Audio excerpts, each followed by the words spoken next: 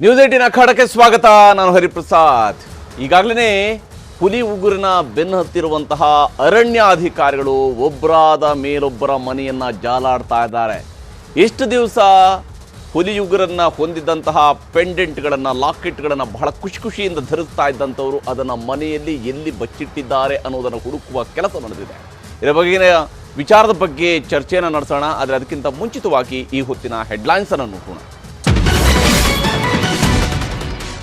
ನಟ ದರ್ಶನ್ ಮನೆಯಲ್ಲಿ ಹುಲಿ ಉಗುರು ಪತ್ತೆ. ಎಫ್ಎಸ್ಎಲ್ ಪರೀಕ್ಷೆಗೆ ಉಗುರು ರವಾನೆ. ಪರಿಶೀಲನೆ ಬಗ್ಗೆ ಪ್ರತಿಕ್ರಿಯೆ ನೀಡದೆ ಹೊರಟ ಚಾಲೆಂಜಿಂಗ್ ಸ್ಟಾರ್. ಜಗ್ಗೇಶ್ ಮನೆಯಲ್ಲೂ ಲಾಕೆಟ್ ವಶಕ್ಕೆ. ರಾಕ್ಲೈನ್ ವೆಂಕಟೇಶ್, ನಿಖಿಲ್ ಕುಮಾರಸ್ವಾಮಿಗೂ ಬಿಸಿ. ಮನೆಗಳನ್ನ ಜಾಲಾಡಿದ ಅರಣ್ಯಾಧಿಕಾರಿಗಳು.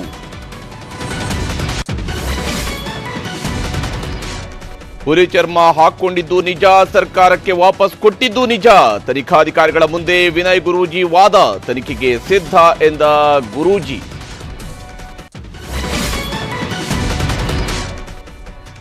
ಬೆಂಗಳೂರು ನಮ್ಮದು ನಮ್ಮದು ನಮ್ಮದು. ಕುಮಾರಸ್ವಾಮಿಗೆ ಇತಿಹಾಸದ ಪಾಠ ಮಾಡಿದ ಡಿಕೆಶಿ. ಅಭಿವೃದ್ಧಿ ಬದಲು ರಾಜಕಾರಣದ ಆಟಕ್ಕೆ ಬಿಜೆಪಿ ಟೀಕೆ.